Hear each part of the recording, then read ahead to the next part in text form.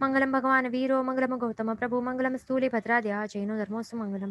એમ તો ઇન્દ્રિયોના આપણે જે જોયા હતા ને, બાહ્ય નિવૃત્તિ દ્રવ્યેન્દ્રિય એ બધું દંડકનું ટોપિક છે, પણ આપણે અહીંયા લેવું પડ્યું તો બધાને ક્લેરિટી મળી જાય. એમાં એક થોડા ક્વેશ્ચન આવેલા હતા, તે આપણે પહેલા ક્લિયર કરી લઈએ. એ ક્વેશ્ચન હતું કે કેન વી સે ધેટ લબ્ધિ ભાવેન્દ્રિય means ability of mind, that is આત્મા ટુ ઇન્ટરપ્રેટ. તો જે લબ્ધિ ભાવેન્દ્રિય છે ને, તો અહીંયા પહેલા આપણને એ સમજવું જરૂરી છે કે અહીંયા આપણે જે ક્વેશ્ચનમાં આપણે કહ્યું ને કે લબ્ધિ ભાવેન્દ્ર means ability of mind, that is આત્મા. તો માઇન્ડ અલગ છે, આત્મા અલગ છે. માઇન્ડ એટલે કે મન કહી શકાય, મન અલગ છે, આત્મા પણ અલગ છે. મન વચન કાયાના જે 3 યોગ છે ને, એ યાદ રાખવાનું. મન વચન કાયા જે 3 યોગ છે તે કોણ છે? પૂતગલોથી બનેલા છે, શરીરના ભાગ છે, સાધન છે. કાર હોય ને, કાર જેવા છે. કાર અલગ હોય ને ડ્રાઈવર અલગ હોય ને. કાર સાધન છે પણ તેને ચલાવનાર કોણ હોય? આત્મા છે. ડ્રાઈવર હોય ને તે આત્મા છે. એટલે માઇન્ડ હોય કે મન હોય તો તે અલગ છે, તે શરીરનો ભાગ છે, પૂતગલ છે, અને એ વિચાર કરવા માટે માત્ર સાધન રૂપ છે. પણ મેન વિચાર કરનાર કોણ છે કે ઇન્ટરપ્રિટેશન કરનાર કોણ છે? એ આત્મા જ છે. એટલે લબ્ધિ ભાવેન્દ્રિય માટે એમ કહી શકાય કે અબિલિટી ઓફ આત્મા છે તે ઇન્ટરપ્રિટેશન કરવા માટે, પણ માઇન્ડનું નથી, એ ધ્યાન રાખવાનું. અને એ પણ કોના પર બેસ્ડ છે? મતિ જ્ઞાનાવર્ણ્ય કર્મોનું જેટલું ક્ષેપક્ષમ હશે ને એના અનુરૂપે હશે, એટલું જ ઇન્ટરપ્રિટેશન કરી શકશે આત્મા. વધારે કર્મોનું ક્ષેપક્ષમ હશે તો વધારે ઇન્ટરપ્રિટેશન બરાબર કરી શકશે વિષયોનું. જો બહુ ઓછું ક્ષેપક્ષમ હશે, ગાઢ આવરણ હશે ને મતિ જ્ઞાનાવર્ણ્ય કર્મોના, તો પછી બહુ પ્રોપરલી ઇન્ટરપ્રિટેશન નહીં કરી શકશે વિષયોનું આત્મા, એ ધ્યાન રાખવાનું. અને ક્ષયોપશમ પણ આપણે પાછો રિપીટ કરી લઈએ. ક્ષયોપશમ વર્ડનું મિનિંગ શું છે? ક્ષયોપશમ એટલે શું છે કે એમાં 2 પ્રોસેસીસ થાય છે. ક્ષયોપશમમાં શું થાય છે? ક્ષય અને ઉપશમમાં 2 વસ્તુઓ થાય છે. ક્ષય કોનું કરે છે? જે પ્રેઝન્ટ સમય છે ને, કરંટ સમય, જે વર્તમાન ઘડીમાં વર્તમાન સમયમાં જે કર્મો જે ઉદયમાં આવેલા હોય છે તો તેમની રસની તીવ્રતાને ઘટાડે છે અને તેમનું ક્ષય કરે છે. આ એક પ્રોસેસ છે. અને બીજું પ્રોસેસ શું છે? જે આગળ ફ્યુચરમાં જે કર્મો, જે આવલિકા છે ને, ઉદય આવલિકામાં જે ફ્યુચરમાં રહેલા જે કર્મો છે, એટલે આગળની સ્થિતિમાં જે પણ રહેલા છે ને, ગોઠવેલા જે કર્મો છે ને, તો જે ફ્યુચરમાં ઉદયમાં આવશે, હમણાં પ્રેઝન્ટમાં નથી, પણ જે ફ્યુચરમાં ઉદયમાં આવશે તો એમને એવી રીતે ઉપશમ કરે છે, એટલે દબાવી નાખે છે કે તેઓ હમણાં પ્રેઝન્ટમાં તેઓ ઉદયમાં નહીં આવશે.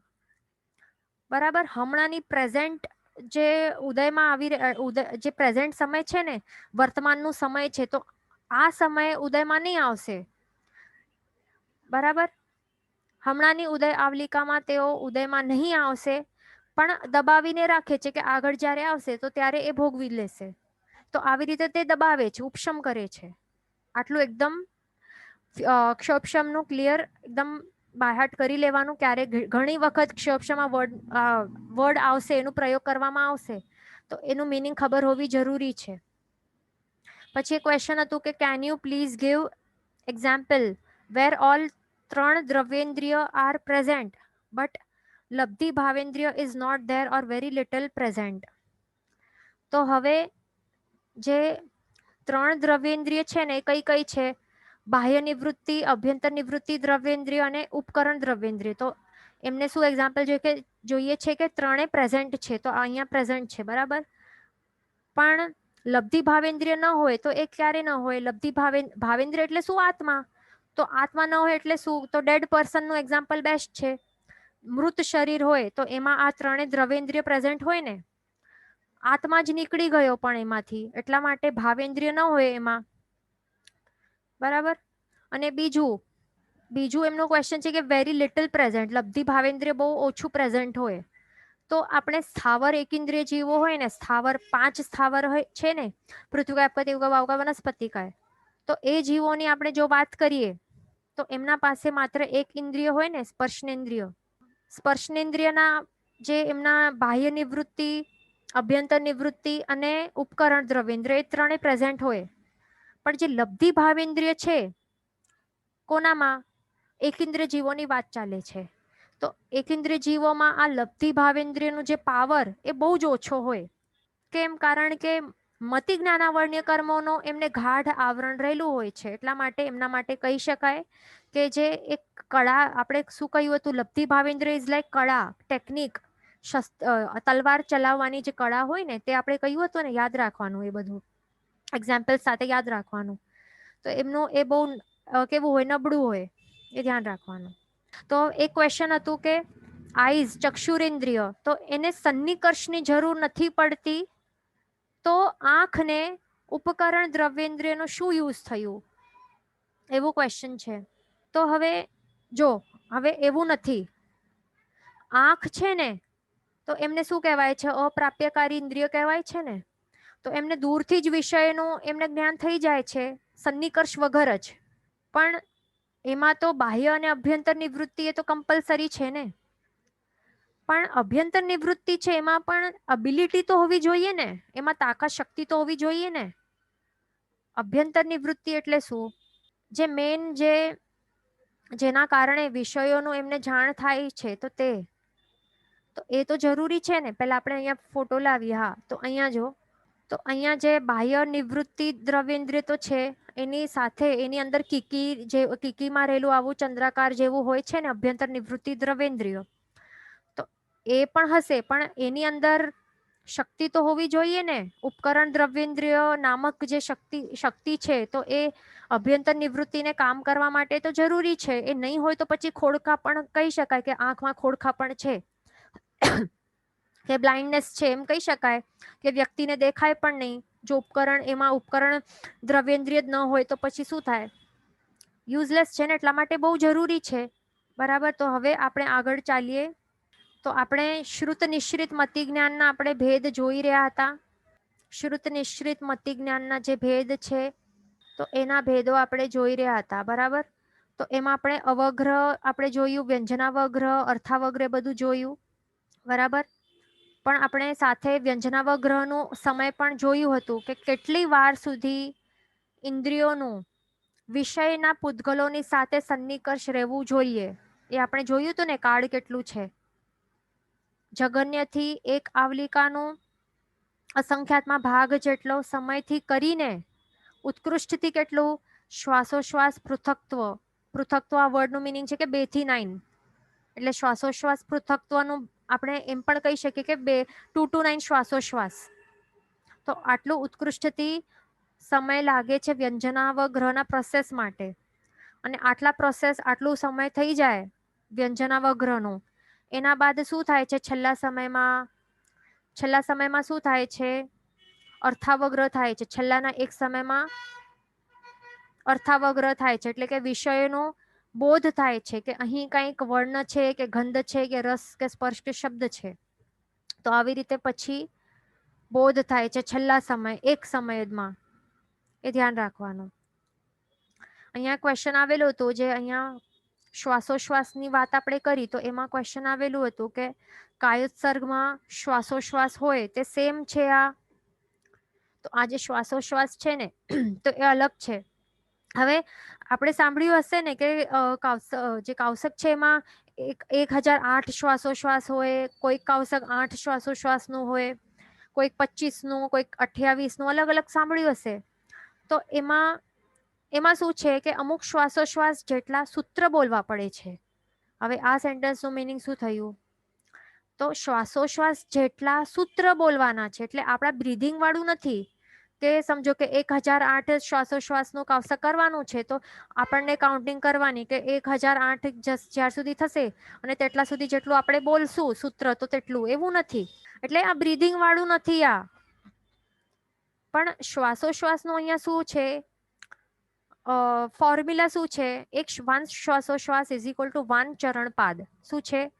1 શ્વાસોશ્વાસ ઇઝ ઇક્વલ ટુ 1 ચરણપાદ, અથવા તો પદ પણ કહી શકાય. પદ એટલે કે વર્ડ્સ હોય ને, એટલે પદ એટલે એક લાઈન હોય એમાં 2 પદ હોય, અને એક પદમાં 2 વર્ડ્સ હોઈ શકે છે, 1-2 વર્ડ્સ હોઈ શકે છે, એવું ડિપેન્ડ્સ. તો એક શ્વાસોશ્વાસ એટલે એક ચરણ પદ.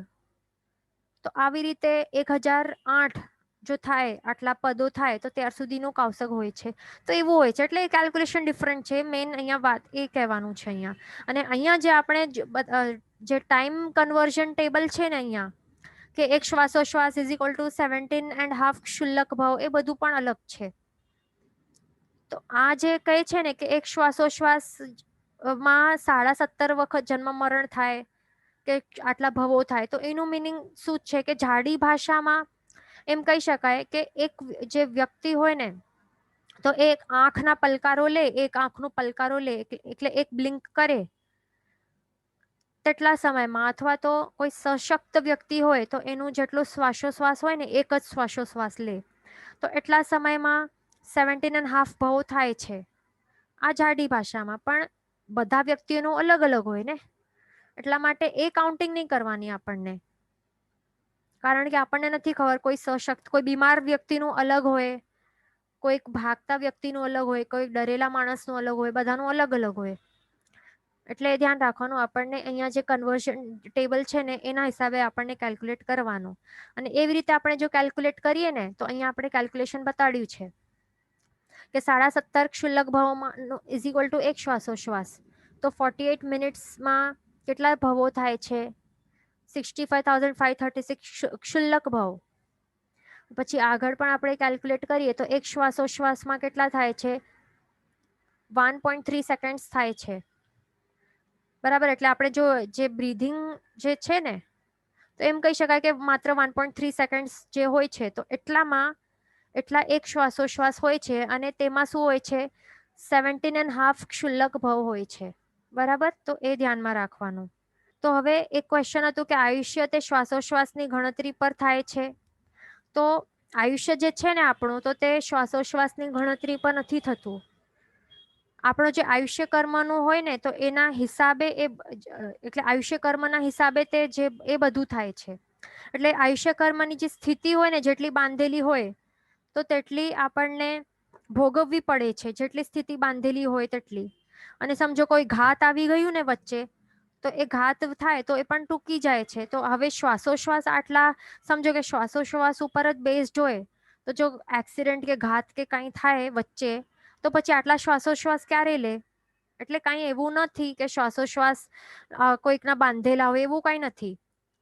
એ ધ્યાન રાખવાનું કે અમુક જ શ્વાસોશ્વાસ લેવાના હોય અને તેટલા જ લેવાના હોય, કે આટલા જ એ બાંધેલા છે અને આટલા લેવાના હોય, એના હિસાબે જીવવું પડે છે, એવું કંઈ નથી. એ બધું કર્મના હિસાબે હોય છે, ધ્યાન રાખવાનું. ઓકે. હવે આપણે આગળ ચાલીએ. અહીંયા ક્વેશ્ચન છે કે એએનડી અને એનડી નું મિનિંગ શું છે? તો એએનડી એટલે કે અભ્યંતર નિવૃત્તિ દ્રવ્યેન્દ્રિય, અને એડી પણ એનું એ સેમ મિનિંગ છે, અભ્યંતર નિવૃત્તિ દ્રવ્યેન્દ્રિય. હવે આપણે આગળ ચાલીએ. આપણે શ્રુત, અહીંયા ક્વેશ્ચન આવેલું છે કે પ્લીઝ એક્સપ્લેન ક્ષપશમ અગેન. ઓકે. આપણે પાછો એક્સપ્લેન કરીએ. ક્ષપશમ આ વર્ડ આવશે ને ક્યારે પણ આ પર્ટિક્યુલર કર્મનું, સમજો કે જ્ઞાનાવર્ણ્ય કર્મનું ક્ષપશમ ના હિસાબે આપણે આવું સાંભળ્યું હશે ને કે કોઈક ફટાફટ એ ગાથા પાકી કરી લેતો હોય, તો માર્સેપ શું કહે? આ પર્સનનું ક્ષપશમ સારું છે, એવું કહેતા હોય ને, આપણે સાંભળ્યું હશે ને.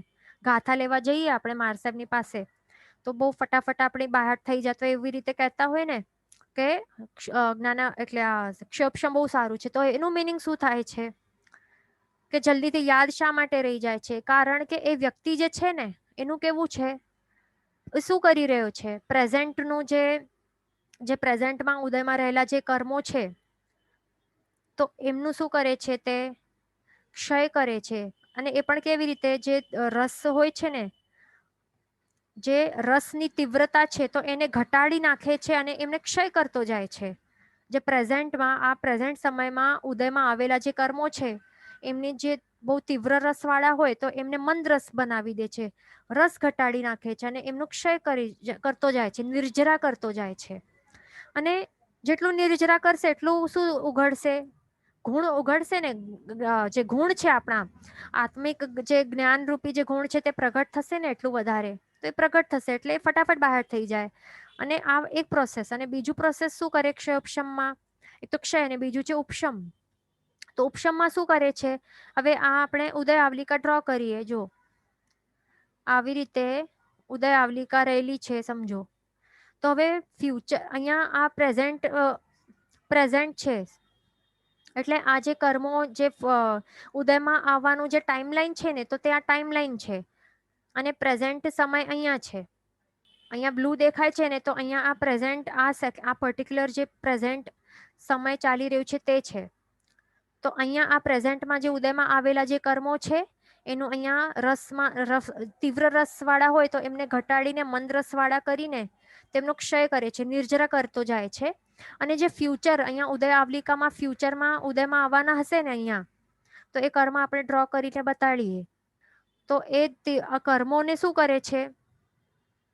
આગળના જે કર્મો છે ને તો એમને ઉપશમ કરે છે. એમનો ઉપશમ એટલે શું? એમને દબાવી નાખે છે. એવી રીતે દબાવે છે કે તે હવે આ જે પ્રેઝન્ટ છે ને, આ પ્રેઝન્ટ સમય એમાં એ આગળ એટલે આવીને ઉદય નહીં થઈ જશે, આવી રીતે દબાવીને રાખે છે ત્યાં જ. એટલે પ્રેઝન્ટના સમયમાં ઉદયમાં આવવા દેતો નથી, આવી રીતે ઉપશમ કરે છે, દબાવી નાખે છે. બરાબર. એટલે જ્યારે પછી પોતપોતાનો જ્યારે ટાઈમ આવશે ઉદયનો, તો ત્યારે તેમને પછી ત્યારે ઉદયમાં આવશે અને ત્યારે ભોગવી દેશે. પણ હમણાં પ્રેઝન્ટમાં ઉદયમાં આવવા એ આપતો નથી, એટલે એ ઉપશમ કરે છે. તો આવી રીતે બે પ્રોસેસ થાય છે ક્ષપશમમાં. તો આવી રીતે કરવાથી શું થાય? જે ભણતા હોય ને તો ફટાફટ જ્ઞાન ચડી જતું હોય. આવી રીતે જ્ઞાનાવર્ણ્ય કર્મનો ક્ષપશમના કારણે એવી રીતે શું થાય? ફટાફટ ગાથાઓ ચડી જાય તો માણસ કહે કે હા, એનું ક્ષપશમ સારું છે. અને જો ક્ષપશમ બહુ સારું હોય તો ફટાફટ જ્ઞાન ચડી જાય, અને જો ઓછું હોય તો પછી વાર લાગે, ધીરે ધીરે ચડે, ધીરે ધીરે યાદ રહે, એવું હોય છે. તે ધ્યાન રાખવાનું. કારણ કે જેટલું ક્ષપશમ વધારે એટલું જ્ઞાન વધારે, જે ગુણ છે વધારે પ્રગટશે. ઓછું હોય તો ઓછું પ્રગટશે ગુણ, જ્ઞાનરૂપી ગુણ. એ ધ્યાન રાખવાનું. હવે આપણે આગળ ચાલીએ. આપણે શું જોયું? આપણે આ વ્યંજનાવગ્રહના જે 4 ભેદ છે તે પણ આપણે જોયા હતા લાસ્ટ ટાઈમ. અને એમાં શું હોય છે? આંખ અને મનના ભેદ ન હોય. આ વ્યંજનાવગ્રહના જે 4 ભેદ છે તો એમાં માત્ર પ્રાપ્યકારી ઇન્દ્રિયોના ભેદ છે, પણ અપ્રાપ્યકારી ઇન્દ્રિયો એટલે કે આંખ અને મનના ભેદ નથી. કેમ? કારણ કે વ્યંજનાવગ્રહના એની અંદર વિષયો જે છે એમનું પૂતગલો છે એમનું ડાયરેક્ટ અહીંયા કોન્ટેક્ટ થવું જરૂરી છે. કારણ કે વ્યંજનાવગ્રહ એટલે સન્નિકર્ષ. એ સન્નિકર્ષ થવું બહુ જરૂરી છે. સન્નિકર્ષ વગર વ્યંજનાવગ્રહ તો પોસિબલ નથી થતું. એટલા માટે અહીંયા માત્ર 4 ભેદ છે. પછી આપણે અર્થાવગ્રહ જોયું. અર્થાવગ્રહના 6 ભેદ છે. આ 6 ભેદ પણ આપણે જોયું હતું. એમાં પણ આપણે 2 પ્રોસેસ જોયા હતા. પહેલું પ્રોસેસ જે 4 પ્રાપ્યકારી ઇન્દ્રિયો માટે હોય છે, તો એમાં પ્રોસેસમાં શું હોય છે કે સૌથી પહેલા કમ્પલસરી પહેલા તો વ્યંજનાવગ્રહ તો થાય જ છે પ્રાપ્યકારી ઇન્દ્રિયો માટે, અને પછી છેલ્લા સમયમાં પછી અર્થાવગ્રહ થાય છે. અને જ્યારે અર્થાવગ્રહ થાય છે તો ત્યારે પછી અત્યંત અસ્પષ્ટ બોધ થાય છે વિષયનો. અને પછી બીજું પ્રોસેસ છે જે અપ્રાપ્યકારી ઇન્દ્રિયો માટે છે, એટલે કે આંખ અને મન માટે. તો એમાં શું થાય છે? એમાં વ્યંજનાવગ્રહ થતું જ નથી. કારણ કે આ તો શું છે? અપ્રાપ્યકારી ઇન્દ્રિયો છે. અહીંયા વ્યંજનાવગ્રહ એટલે કે સન્નિકર્ષ તો થતું જ નથી, ડાયરેક્ટ કોન્ટેક્ટ થતું જ નથી. એટલે અહીંયા વ્યંજનાવગ્રહ છે જ નહીં. પણ ડાયરેક્ટ અહીંયા શું થાય છે? ડાયરેક્ટ પહેલા જ સમયમાં, ફર્સ્ટ સમયમાં ડાયરેક્ટ અહીંયા શું થાય છે? વિષયોનો ડાયરેક્ટલી અસ્પષ્ટ બોધ થઈ જાય છે કે અહીં કંઈક દેખાયું છે અથવા તો કંઈક વિચાર આવ્યું છે. એટલે ડાયરેક્ટ અહીંયા અર્થાવગ્રહ ડાયરેક્ટ થઈ જાય છે. અને એનું કાળ કેટલું છે? 1 સમય માત્ર. અને ઉપરનું જે પ્રોસેસ છે પ્રાપ્યકારી ઇન્દ્રિયો માટેનું અહીંયા પ્રોસેસ, તો એનું કાળ કેટલું છે? એનું કાળ કેટલું છે? અસંખ્ય સમય પ્લસ 1 સમય. એટલે વ્યંજનાવગ્રહ માટે કેટલું સમય લાગે છે? પહેલા કાળ કેટલું છે? આવલિકાના સંખ્યાત્મક ભાગથી કરીને 2 to 9 શ્વાસોશ્વાસ, આટલા સમય સુધી વ્યંજનાવગ્રહ એટલે કે સન્નિકર્ષ થાય છે. અને પછી અંતિમ સમયમાં એટલે કે એક જ સમયમાં પછી શું થાય છે? અર્થાવગ્રહ થાય છે. એટલે બંનેના સમયમાં ફેર છે, એ ધ્યાન રાખવાનું બંને ઇન્દ્રિયો માટે. હવે આપણે આગળ અહીંયા આટલા સુધી આપણે શું જોયું? શ્રુત નિશ્રિત મતિજ્ઞાનના આપણે કેટલા ટાઈપ્સ જોયા અત્યાર સુધી? પહેલું ટાઈપ જોયું ને અવગ્રહ, અને એના બે ટાઈપ્સ જોયા, વ્યંજનાવગ્રહ અને અર્થાવગ્રહ. હવે આગળનું આપણે ઈહા અપાય ધારણા એ બધું આપણને જોવાનું છે. તો આપણે સ્ટાર્ટ કરશું ઈહાથી. ઈહા એટલે શું? વ્યંજનાવગ્રહ આપણને થઈ ગયું. હવે આ એક પ્રોસેસ છે, એટલે અહીંયા એવું નથી કરવાનું કે ભૂલી જવાનું હવે આ ન્યૂ ટોપિક કંઈ ચાલુ થયું છે, એવું નથી. આ કન્ટિન્યુએશન છે. પહેલા તો શું થાય, બધું પ્રોસેસ છે, આ સ્ટેપ્સ છે. શું છે? આ સ્ટેપ્સ છે કે શ્રુત નિશ્રિત મતિજ્ઞાન કેવી રીતે થાય છે. આ સ્ટેપ્સ છે, પ્રોસેસ છે. પહેલા તો આપણે શું જોયું કે વ્યંજનાવગ્રહ થાય છે એટલે કે શું થાય છે? સન્નિકર્ષ થાય છે ને. કોનું સન્નિકર્ષ થાય છે? ઇન્દ્રિયોની સાથે પૂતગલોના વિષયોનું સન્નિકર્ષ થાય છે, ડાયરેક્ટ કોન્ટેક્ટ થાય છે, એ પણ અસંખ્ય સમય સુધી. અને પછી છેલ્લા અંતિમ એક સમયમાં પછી શું થાય છે? અર્થનો બોધ થાય છે, એટલે કે જ્ઞાન થાય છે કે અહીં કંઈક છે, અહીં કંઈક દેખાયું, અહીં કંઈક વર્ણગંધ રસ સ્પર્શ શબ્દ કંઈક છે. બરાબર. એવી રીતે અહીંયા એક જણનું આવ્યું છે કે I can't see anything, it's blank.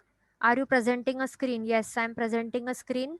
અહીંયા કંઈક દેખાય છે, એટલે અહીંયા સ્ક્રીન આપણે કંઈક બતાડી રહ્યા છીએ, બ્લેન્ક નથી, બ્લેક નથી, ધ્યાન રાખવાનું. એટલે ઇન્ટરનેટ કનેક્શન ચેક કરવાનું.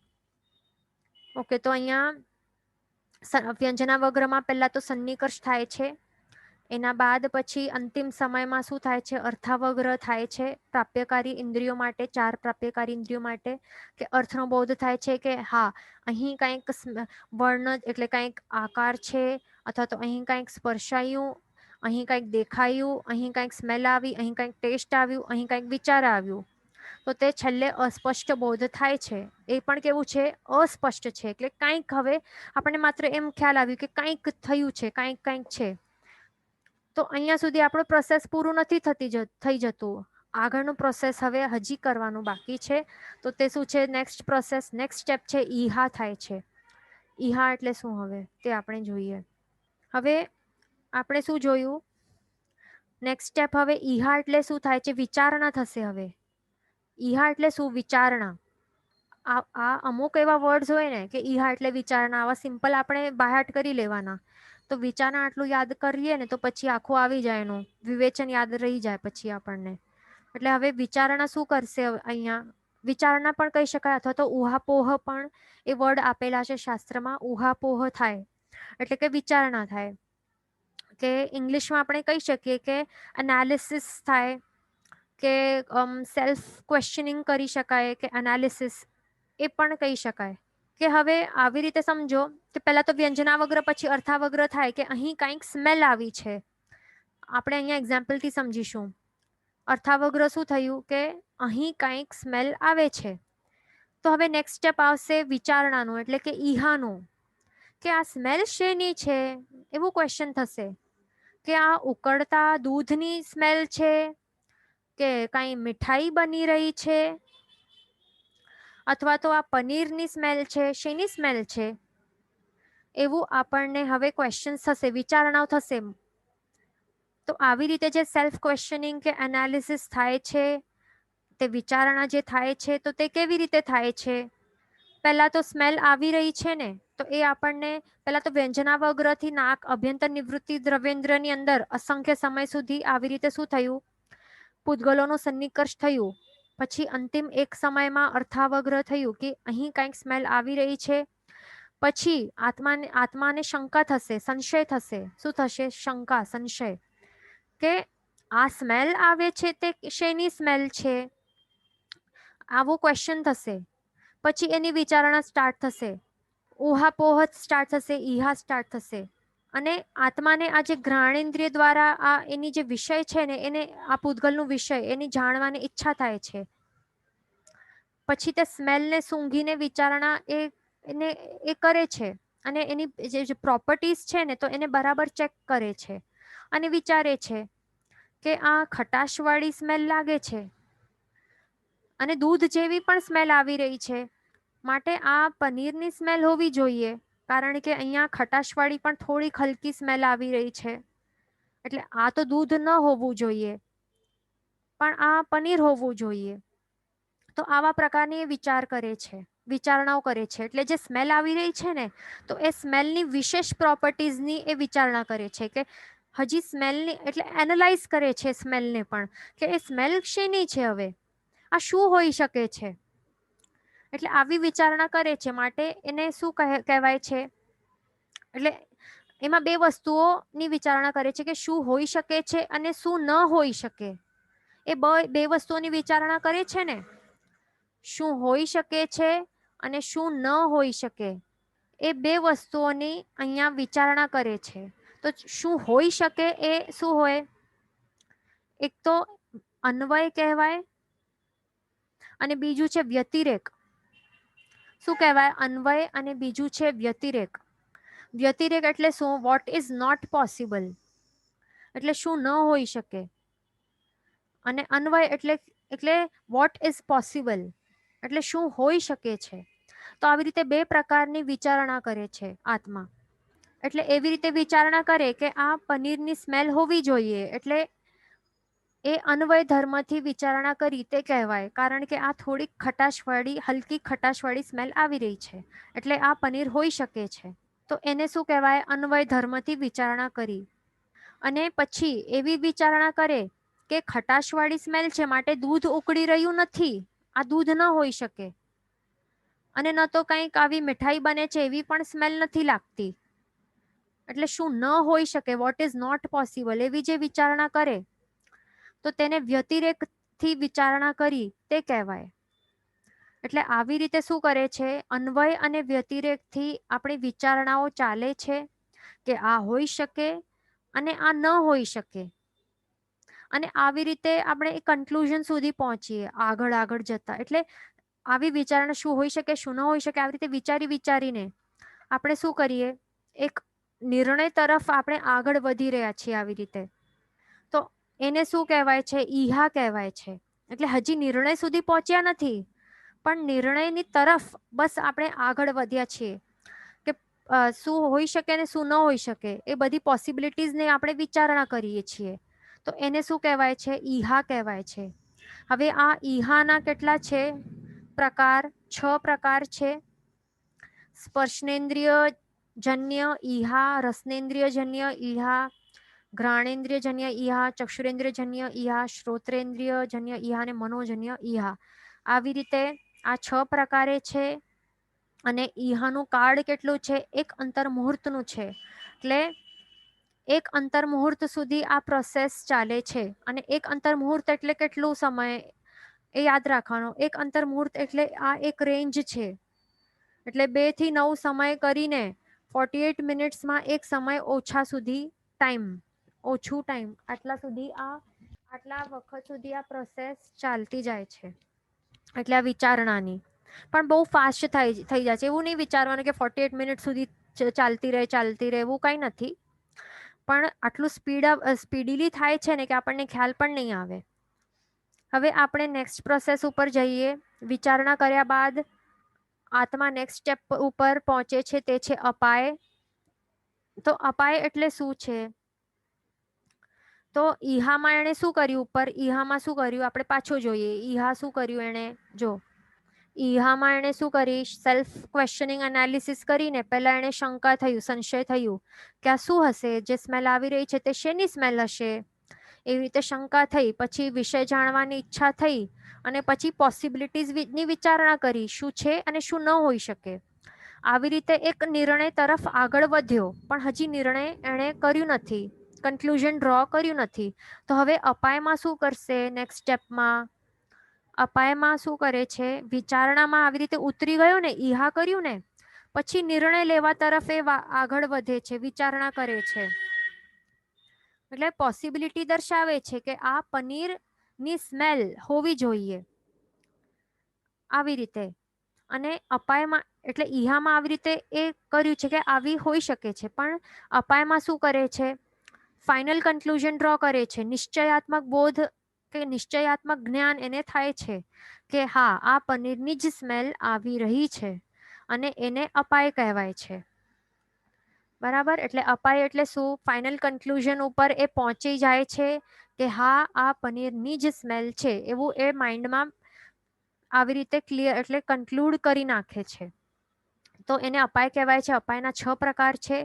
સ્પર્શેન્દ્રિયજન્ય અપાય, રસનેન્દ્રિયજન્ય અપાય, ઘ્રાણેન્દ્રિયજન્ય અપાય, ચક્ષુરેન્દ્રિયજન્ય અપાય, શ્રોત્રેન્દ્રિયજન્ય અપાય અને મનોજન્ય અપાય.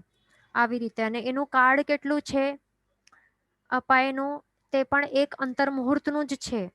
હવે શું કરશે, આવી રીતે ઈહા કર્યા બાદ આપણે એક એક્ઝામ્પલ સમજીએ. આપણે એક એક્ઝામ્પલ લઈ લઈએ કે ઈહા આવી રીતે કરે, એક વસ્તુના વિશે આવી રીતે ઈહા કરે અને પછી નહીં, પેલા હા એક પોઈન્ટ આપણને એડ કરવું જ અહીંયા છે. એક્ઝામ્પલ આપણે પછીથી લેશું કે અહીંયા શું થાય છે, એક વખત આવી રીતે નિશ્ચય કરી લે છે ને કે હા આ પનીરની જ સ્મેલ છે, પછી પાછું એવું થઈ શકે છે, પોસિબલ બની શકે છે કે પાછું એ ઈહામાં ઉતરી જાય, એટલે વિચારણા ફરીથી કરી શકે.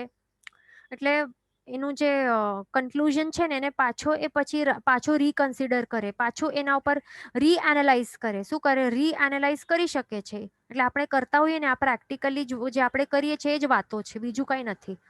કંઈક આપણે કન્ક્લુઝન ડ્રો કરી લઈએ, નિશ્ચય કરી લઈએ કે હા આ જ વિષય છે, પણ છતાં પણ એ જે નિશ્ચય કરેલી વસ્તુને પાછો રીએનાલાઇઝ કરે, પાછો વિચારણા કરે.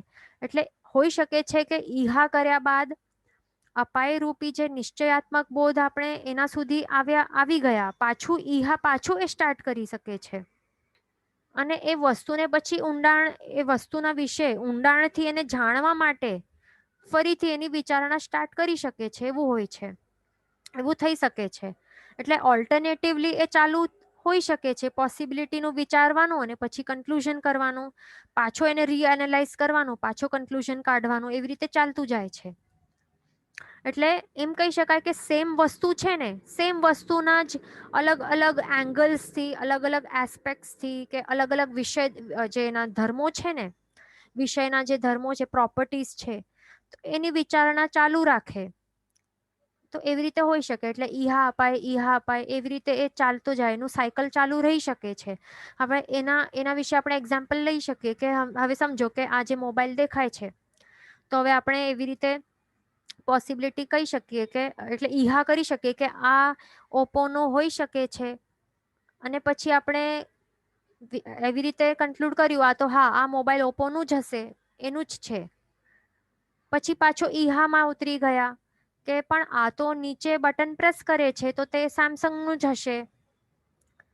એટલે સેમસંગનું જ હશે તો તે આપણે કન્ક્લુડ કર્યું, અપાય કર્યું. પછી પાછો વિચારણામાં ઉતરી ગયા ઈહામાં કે પણ આ તો ઓપરેટિંગ સિસ્ટમ ફાસ્ટ લાગે છે, તો આ રેડમીનું પણ હોઈ શકે છે, આ રેડમીનું જ છે. પણ આનું બહારનું લુક તો કેટલું મીડિયોકર, એટલે ઠીક એકદમ ખાસ લાગતું નથી, તો આ તો આઈફોન જ છે. તો એટલે અહીંયા આપણે ઈહા અપાયનું આવી રીતે સાયકલ આવી રીતે એ ચાલતું જાય છે.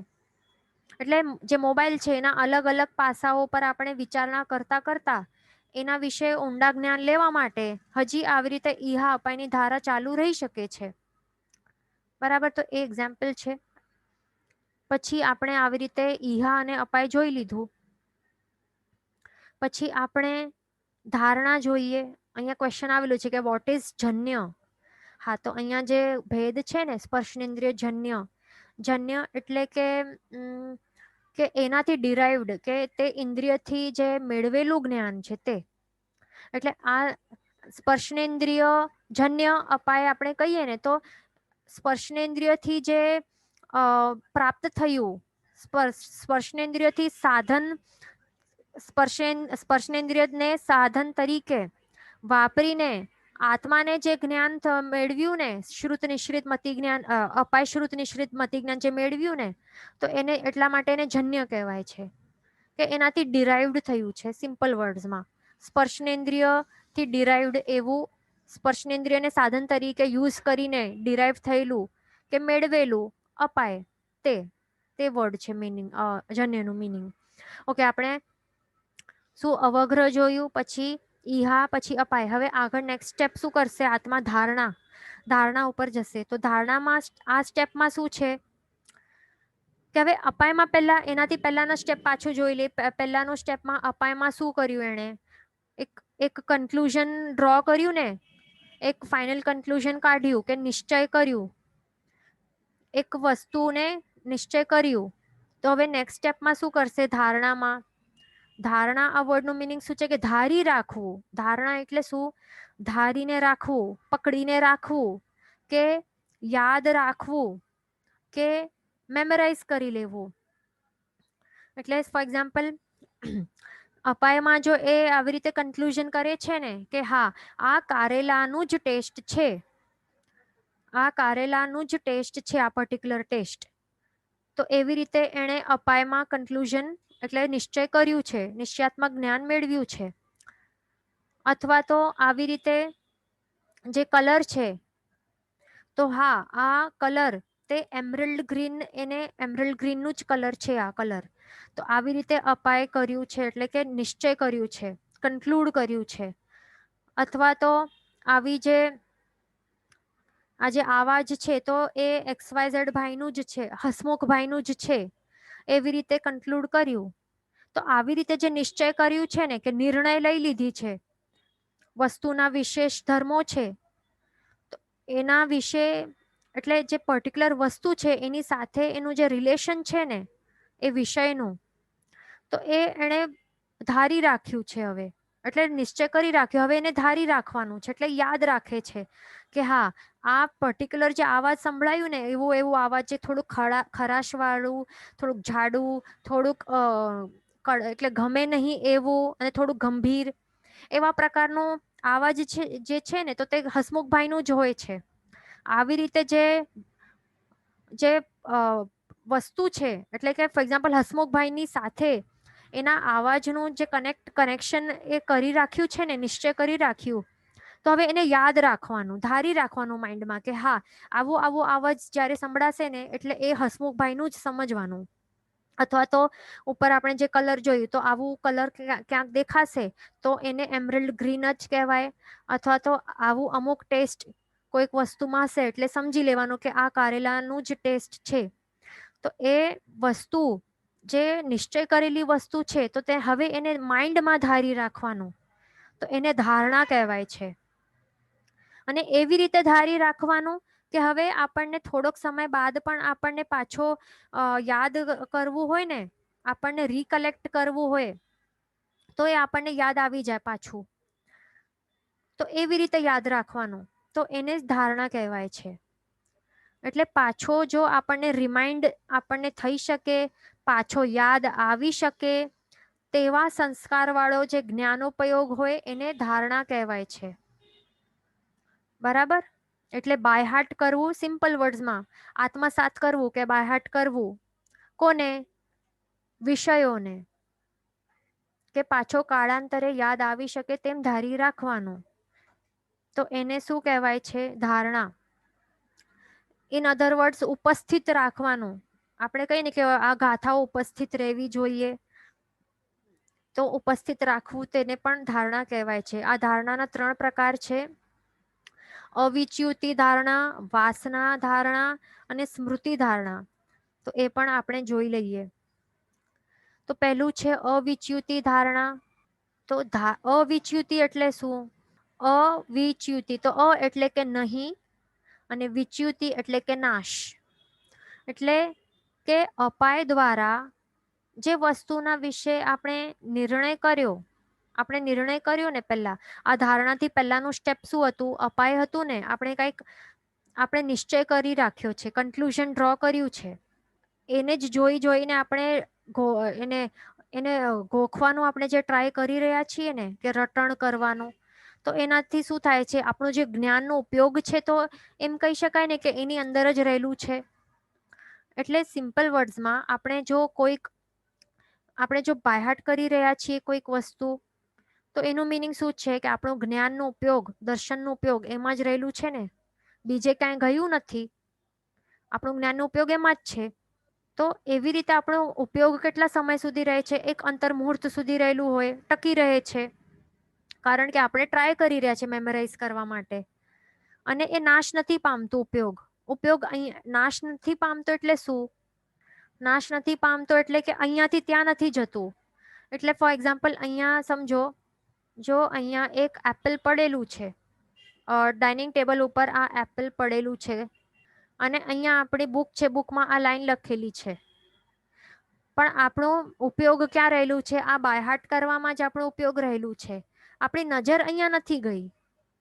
જો આ છોડીને આપણે આ ડાઇનિંગ ટેબલ ઉપર રહેલું જે એપલ છે એના ઉપર આપણી નજર ગઈ, એટલે આપણો દર્શન ઉપયોગ ત્યાં ગયું, એ કહેવાશે. એટલે આપણો ઉપયોગનું નાશ થયું, આપણો ઉપયોગ નાશ પામ્યો તે કહેવાશે. અહીંયા એનું આપણે એને જોયું, દર્શન ઉપયોગ રાખ્યું, અને પછી જ્ઞાન ઉપયોગ પણ થશે. એટલે આ એપલ રૂપી જે વસ્તુ છે એના વિષયને જાણવા માટે ઈચ્છા થશે, અને એનું કલર જોશું, પછી મન થશે ખાવાનું, એનું ટેસ્ટ કેવું હશે.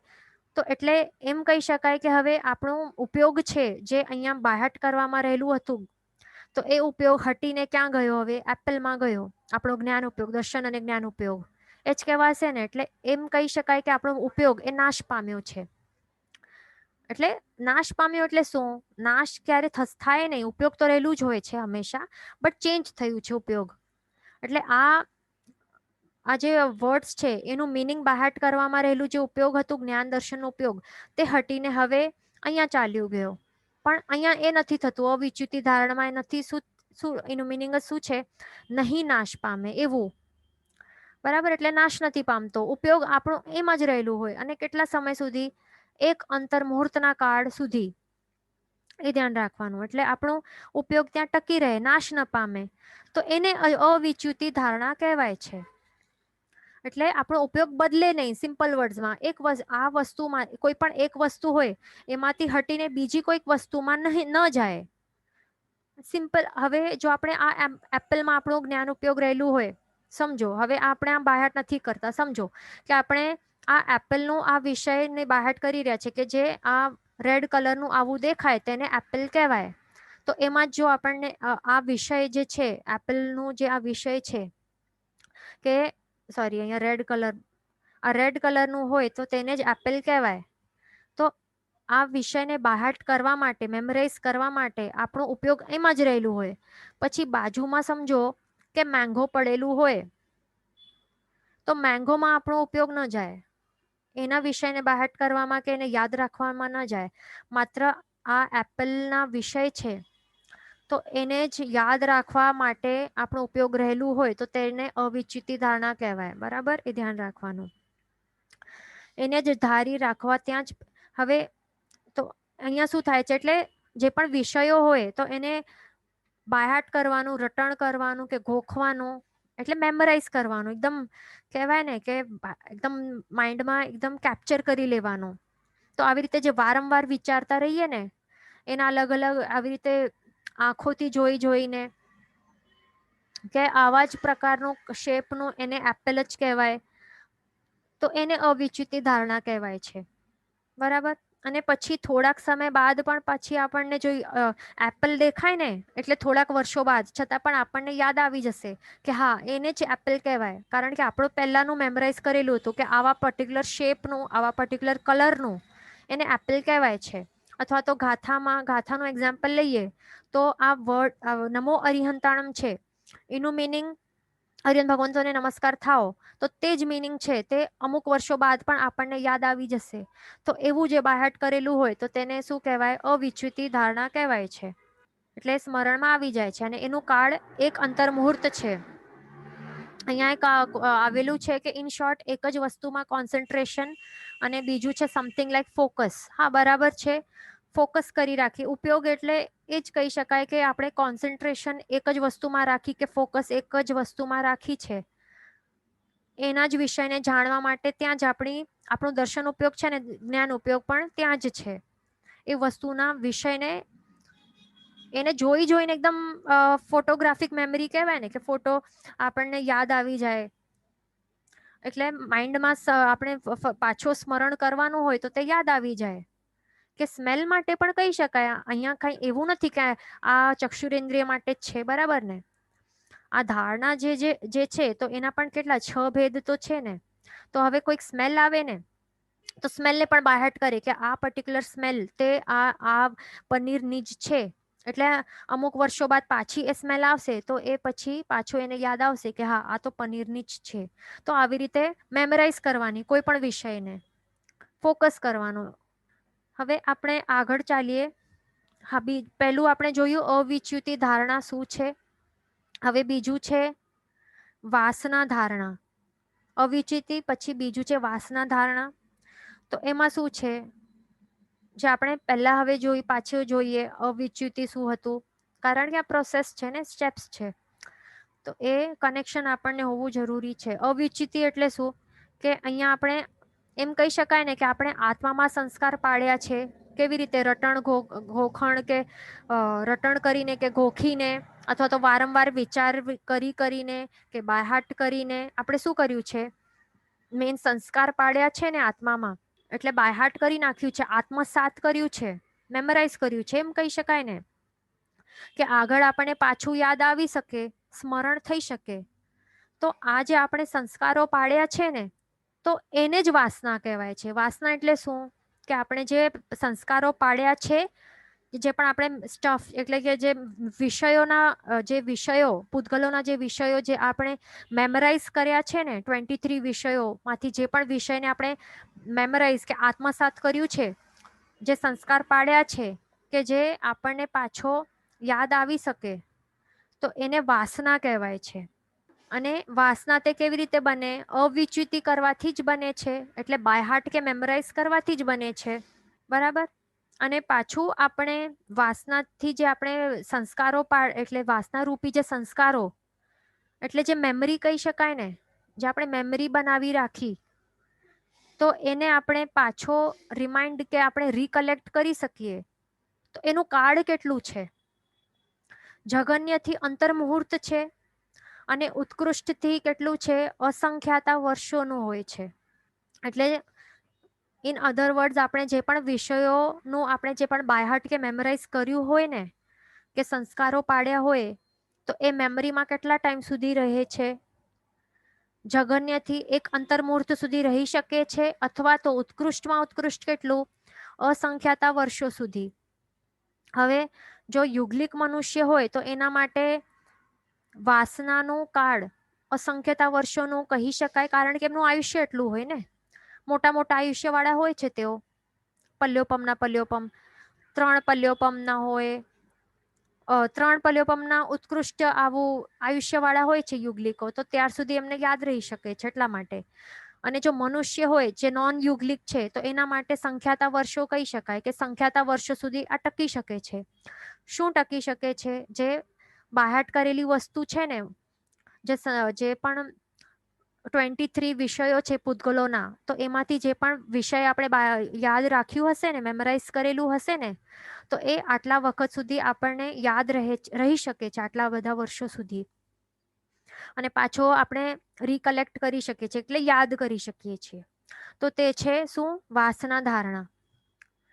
હવે આગળ છે સ્મૃતિ ધારણા. તો સ્મૃતિ ધારણા શું છે? સ્મૃતિ ધારણા એટલે અહીંયા ક્વેશ્ચન આવેલું છે કે what is the card of ઈહામતિ જ્ઞાન? તો ઈહામતિ જ્ઞાનનું એક અંતર્મુહૂર્તનું કાર્ડ છે. ઈહા એટલે શું? આપણે જોયું વિચારણા, જે વિચારણા કરતા હોય છે ને, અન્વય અને વ્યતિરેક ધર્મનું, તો તે એક અંતર્મુહૂર્ત જેટલું છે, એક રેન્જ છે. પછી એવું પણ હોઈ શકે કે ઈહાથી કરીને અપાયમાં જાય, પછી પાછો ઈહામાં જાય, એટલે એ લેન્થન થઈ શકે છે, વધી શકે છે એ કાર્ડ. પણ એ ધ્યાન રાખવાનું, આવી રીતે છે. પછી આગળ ત્રીજું છે સ્મૃતિ ધારણા. એ શું છે કે આત્મામાં જે વાસના હોય ને, વાસના આપણે પહેલા હવે પાછો ઉપરનું જોઈએ આપણે, તો આ વાસનામાં શું કર્યું છે? સંસ્કારો પાડ્યા છે ને, ગાઢ સંસ્કારો પાડ્યા છે, એટલે મેમરાઇઝ કર્યું છે, આત્મસાત કર્યું છે કંઈક વિષયો. તો તેને અમુક કાળ બાદ પાછો યાદ કરવો, તો તેને સ્મૃતિ કહેવાય છે. સ્મૃતિ એટલે શું? યાદ કરવું. સિમ્પલ વર્ડ્સમાં, જે વાસના હતી, વાસના એટલે શું? જે પાડેલા સંસ્કાર, તો તેને વાસના કહેવાય. સ્મૃતિ એટલે શું? તે પાડેલા સંસ્કારને યાદ કરવું, પાછો રિકલેક્ટ કરવું, તે કહી શકાય કે તેને સ્મૃતિ કહેવાય. એટલે હમણાં આપણને જો આપણા બાળપણના જે સ્કૂલ ડેઝ યાદ આવે ને, કે મારી સાથે આવું આવું કંઈક ઇન્સિડન્સ થયું હતું, કે મેં આવું કંઈક મસ્તી કરી હતી, કે ટીચરે બહાર કાઢી મૂક્યું હતું, એવું જે પણ યાદ આપણને હોય ને બધું ઇન્સિડન્સીસ, તો તે જે જ્ઞાન થાય તો તેને સ્મૃતિ કહેવાય છે. અને આટલું જ નથી, આપણે શું જોયું કે યાદ કેટલું રહી શકે છે. આપણે શું જોયું હતું, વાસના કેટલી હોઈ શકે છે. વિચારો, સંખ્યાતા વર્ષો જેટલી વાસના હોઈ શકે છે મેક્સિમમ તો, અને યુગલિક માટે આટલી અસંખ્યાતા વર્ષો જેટલી. તો હવે એનું આપણું આ જે આ ભવ છે એ તો અમુક વર્ષોનું જ છે, તો એનાથી પહેલાનું ભવ છે એનું પણ યાદ આવી શકે ને, કારણ કે તે સંખ્યાતા વર્ષોની રેન્જમાં જ આવશે ને. એટલે કહેવું એ છે કે અમુક ભવો પહેલાનું કે એનાથી પણ આગલા ભવોનું પણ આપણને યાદ આવી શકે છે, કારણ કે આપણા આત્મામાં આટલા સંસ્કારો રહેલા હોય છે.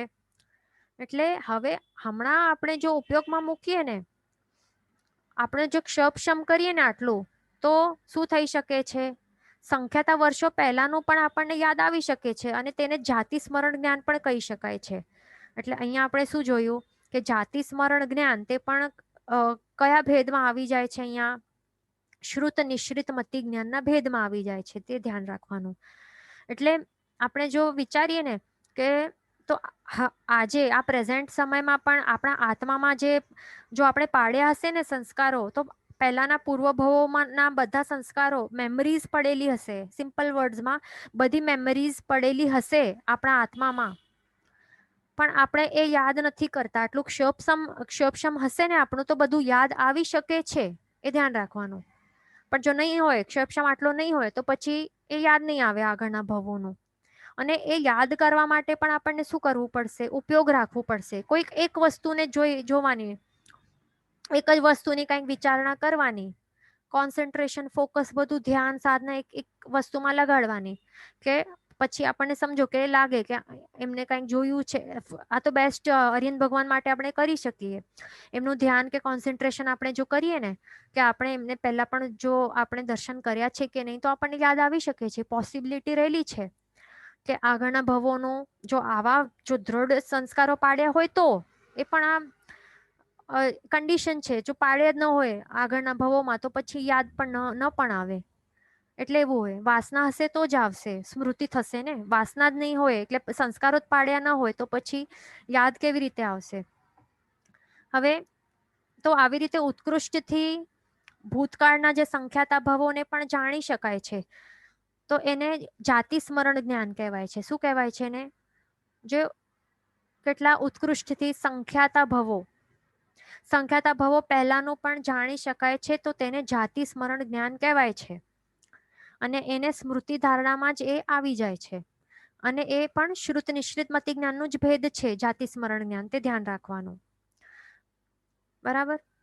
ઓકે. અહીંયા ક્વેશ્ચન છે કે એક અંતર મુહૂર્ત પછી શું થાય? રિમેમ્બર થઈ જાય? તો આપણે જો એવી રીતે પ્રોપરલી વાસના પાડેલી ન હોય, એટલે આપણે જે અવિચ્યુતિ જો આપણે બરાબર ન કરી હોય, એટલે ન કરી હોય તો પછી વાસના પણ ન હોય, તો પછી જે આપણે કહ્યું ને કે જે એક અંતર મુહૂર્ત જેટલું જ એક ઓછું હોય છે, જે શોર્ટ ટર્મ મેમરી કહી શકાય ને, તો એ શોર્ટ ટર્મ મેમરી માત્ર એક અંતર મુહૂર્ત સુધી જ યાદ રહે, પછી નહીં યાદ આવે ને, કારણ કે આપણે આટલું આ પાડ્યું જ નથી એ સંસ્કારો. એટલે જરૂરી નથી કે આ એવું કમ્પલસરી નથી કે સંખ્યાતા જે પણ આપણે યાદ કર્યું બધું સંખ્યાતા વર્ષો સુધી જ યાદ રહેશે. આપણે જો પ્રોપરલી એકદમ ગોખ્યું હોય, બાટ કરેલું હોય અને આટલા ગાઢ સંસ્કારો પાડ્યા હોય, તો જ પછી લોંગ ટર્મ મેમરીમાં રહી શકે. બરાબર? કારણ કે અહીંયા જો કાળ શું છે, જગન્યથી. અહીંયા જો એક અંતર્મુહૂર્ત છે અને ઉત્કૃષ્ટથી આટલું છે. એટલે આ પણ વાસના કોના ઉપર ડિપેન્ડન્ટ છે? આ અવિચ્યુતિ ઉપર. જેટલી પ્રોપરલી અવિચ્યુતિ કરી હશે, તો એટલું જ વાસના એ કે સંસ્કારો આપણે ગાઢ સંસ્કારો પાડ્યા હશે. નહીં તો આપણે જો એક્ઝામમાં આપણે જોયું હશે ને કે આપણે મન ન હોય અને ફટાફટ એમ જ આપણે એક્ઝામ આજે જ છે અને સવારમાં આપણે બુક ખાલી જોઈ લીધી, એક વખત જ આપણે દર્શન અને જ્ઞાનનો ઉપયોગ કર્યું, બુકમાં શું શું લખેલું છે એક નજર ફરાવી દીધી, એટલે એ આપણે પ્રોપરલી ગોખ્યું નથી. એટલે પછી શું થાય, આપણા સાથે થયું હશે ને કે એક્ઝામ આપ્યા પછી પછી જ તરત જ બધું ભૂલાઈ જાય એવું થાય છે ને. શોર્ટ ટર્મ મેમરીમાં આપણે કરતા હોઈએ આવું ફટાફટ આવી રીતે એક્ઝામ દઈને પતાવી દેતા હોઈએ અને પછી યાદ ન રહે, આવું થતું હોય છે. એટલે એ એક અંતર્મુહૂર્ત સુધી એટલે એ મિનિમમ છે, પછી બધું ભૂલાઈ જાય શોર્ટ ટર્મ મેમરી વાળું. જીન વચન વિરુદ્ધ બોલાયું તો મિચ્છામી દુક્કડમ સર્વમંગલ માંગલ્યમ સર્વ કલ્યાણ કારણમ પ્રધાનમ સર્વધર્માણમ જૈનમ જયતિ શાસનમ પ્રણામ.